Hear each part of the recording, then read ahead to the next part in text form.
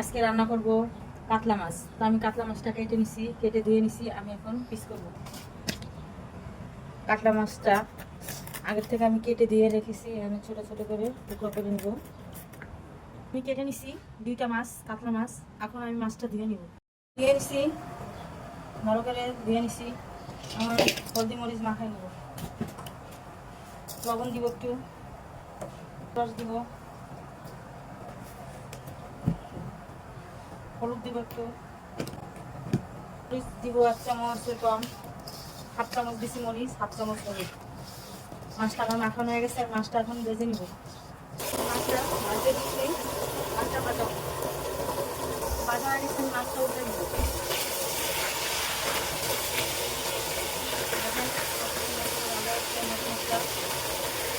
মাছটা ভাজা হয়েছে, আমার মাছ ভাজা হয়ে গেছে। আমি এখন মাছটা নামাই নেব। আপনারা এভাবে ভাজবেন, মাছগুলো ভাজবেন। হয়ে গেছে, আমার মাছ হয়ে গেছে। মাছ ভাজা তেলটা আমি দিয়ে দেবো। আমরা কি দেবো, আর তেল লাগবে। পেঁয়াজ কুচি, আমি এখানে 4টা পেঁয়াজ কুচি নিয়েছি, 2টা কাঁচামরিচ, 2 1 চামচ, হলুদ 1 চামচ, মরিচ 2 চামচ, 1 চামচ রসুন, 1 চামচ আদা, 2 চামচ পেঁয়াজ আর কাঁচামরিচ বাটা। আমি আগে দিয়ে দিব, ভেজে নিব। ভাজাটা হয়ে গেছে। আমার এখানে যে মশলাটা আছে, আমি মশলাটা দিয়ে দেবো। এক করে সব মশলা দিয়ে দিলাম। একটু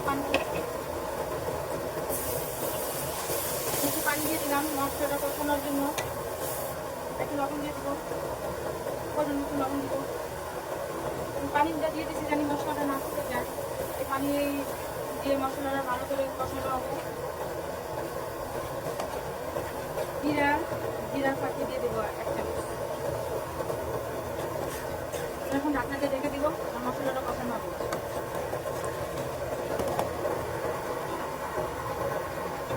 উঠে নিব, আমার মশলাটা কষানো হয়ে গেছে। আমি এখন মাছটা দিয়ে দেবো।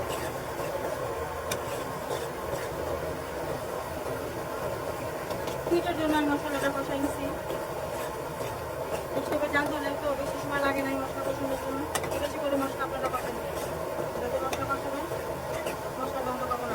মাছ খেতে ভালো লাগবে। আমি একটা করে মাছটা দিয়ে দেবো, একটা করে সব মাছটি দিয়ে দিলাম। ভেজে রাখা মাছটা আমি একটু পানি দিয়ে দেবো।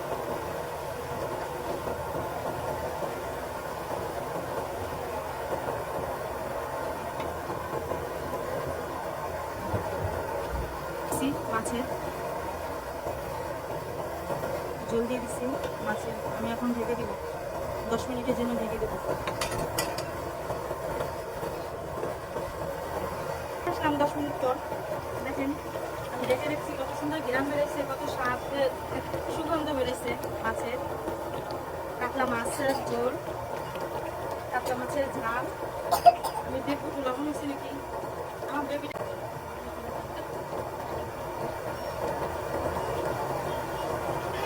লবণ, আমার মাছটা হয়ে গেছে। আমি এখন নামাই নেব। দেখেন আমার মাছের কত কালার হয়েছে, কত সুন্দর। মাছের অনেক ঘ্রাণ বেড়েছে। আর আমার ঘরে ধনেপাতা ছিল না, বিদায় আমি দিই নাই। আপনারা ধনেপাতা দিবেন, আরো স্বাদ লাগবে খেতে। দেখেন কত সুন্দর। আর আমার ভিডিওটা যদি ভালো লাগে আমার কমেন্টস করে জানাবেন, বেশি বেশি কমেন্টস করবেন। আমার ভিডিওতে লাইক, কমেন্টস, শেয়ার করে দিবেন, আবার সাবস্ক্রাইব করে দিবেন। যদি ফেসবুক থেকে আপনারা ভিডিওটা দেখেন, আমার ফেসবুকে পেজ খোলা আছে, আপনারা ফলো দিয়ে দিবেন।